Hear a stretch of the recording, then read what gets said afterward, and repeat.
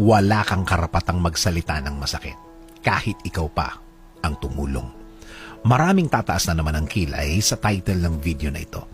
Kapag tumulong tayo, tutulong tayo ng kusa, tutulong tayo ng buong puso, tutulong tayo ng bukal sa loob. Dahil masarap naman talaga ang tumulong kesa ikaw ang tutulungan. Remember the phrase? It's better to give than to receive. Kapag ikaw ang tumulong, kapag ikaw ang nagbigay, alalahanin na ang binigay mo ay para sa ikabubuti ng taong tinulungan mo.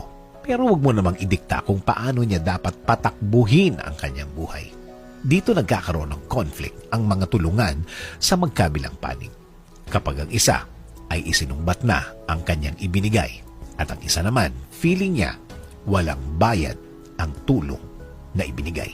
Nagiging problema lang naman ang tulungan kapag ang feeling ng isa ay nagiging obligasyon na sa kanya ang tinutulungan niya. Ina-adjust na niya ang lahat para lang matulungan ang tinutulungan niya. Kapag may nasasakripisyo na, maghahanap ka na ngayon ng kapalit ng ibinigay mo. At ang isa naman, feeling ng tinutulungan, wala siyang obligasyon na magbigay ng sukli dahil ang alam niya, libre at walang balikan ng tulungan ang mangyayari.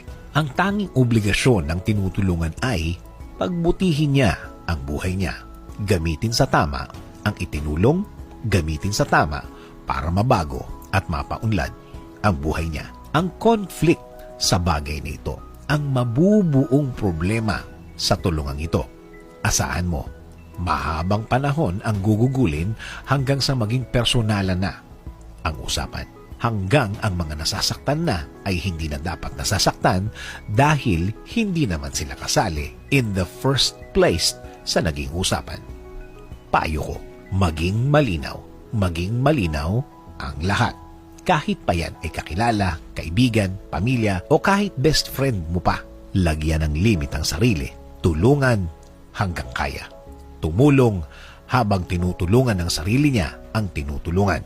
Again, maging malinaw at maging bukal sa loob palagi.